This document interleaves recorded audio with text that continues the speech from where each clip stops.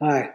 So now what we're going to do, we talked about collecting information in the initial phases of your book, setting up doing your bookkeeping. Now we're going to talk about the organizing structure of your accounting system. So basically the structure of your books, setting up the books.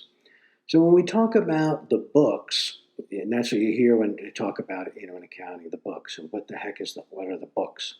But the books are what we're referring to is the group of all accounts of the transactions of an enterprise. This list or group makes up the general ledger. And that's the big thing. It's the general ledger is the big ledger of all the different accounts. And the general ledger is a collection of all the asset, liability, equity, revenue, and expense accounts. So think about that. It's the asset, liability, and equity accounts are what's going to make up which financial statement. Okay, yep, the balance sheet, right? And then the revenue and expense accounts make up what other financial statement? Revenues and expenses equal net income, right? That's the income statement. So as you can see, these accounts relate to the financial statements, the end product of what we're going to create. So transactions are grouped together in some related way as accounts, and these accounts then are grouped and categorized into the general ledger, and sometimes you hear it called the GL. Transactions are usually related by vendor, customer, or type of transaction, right? So, for example, all of your office rent payments would be grouped into an account. You might call it landlord or office rent, something like that, right? Or, something along those lines. Your sales income might be grouped by customer or simply in a general sales revenue account. All of your electric bills, right, payments for the electric would be recorded in an account set up for the utility company, for the electric company. This list of accounts and vendors is the basic organizing principle of your accounting system. When you initially start an accounting system for a company, you create a chart of accounts that classifies all the different groupings of business transactions. So you'd sit and say, okay, who are your vendors, who are your sales, and how do you want to structure your accounts? And then the chart of accounts is a listing of all the accounts used in the general ledger, right? So it's just a laundry list of those things. The chart of accounts is just a laundry list of all the accounts. Usually when you begin working with an existing company, the chart of accounts already exists, right? You're not going to create this if you go to work for a company, you're going to be a bookkeeper. They already have their chart of accounts. You're not going to create a system from scratch.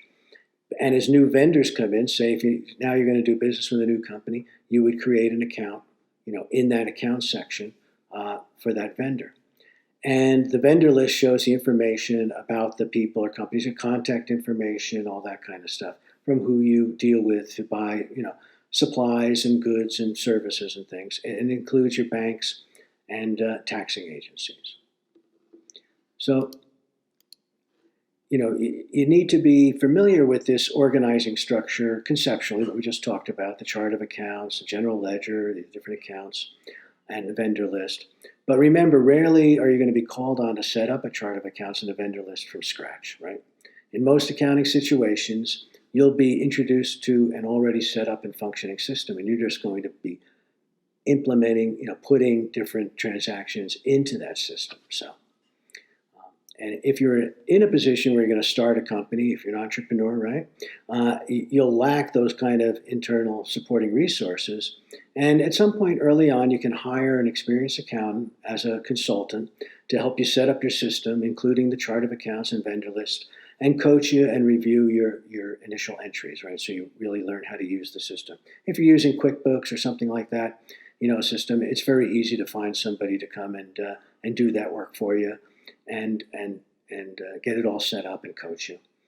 If you're involved in a startup or a small company, having a professional come in and review your books and processes on a regular basis, like once a month or maybe once a quarter, is a really good idea, right? Just they come in and say, yep, you're doing everything fine. Everything looks good. Sort of like a little mini audit, right? They come in and say, yep. And if one of the if something looks awry, they can help you fix it. Back out that transaction and redo it the right way. It's better to catch that stuff early on, right? And another set of eyes is always helpful, in accounting, because it's so easy to make a mistake, right? And then those mistakes flow through. You can transpose numbers, all kinds of, reverse the debits and credits, all kinds of things that could be trouble. Now, when you do that with a system like QuickBooks or one of these other, computerized systems, they won't allow you to do the transaction that way because it'll flag it, and then you just flip the debit and credit or whatever. So it's it helps to, it's almost fail-proof, mistake-proof in a lot of ways. So be honest about your level of your abilities, but also don't be intimidated, right?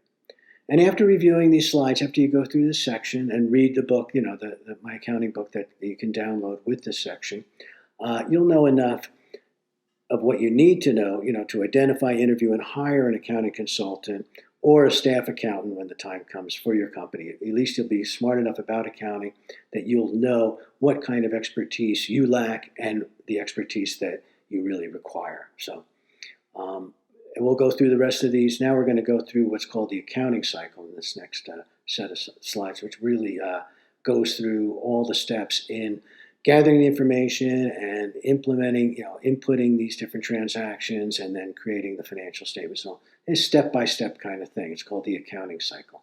So I'll see you in that video, and take care. Catch you later. Bye.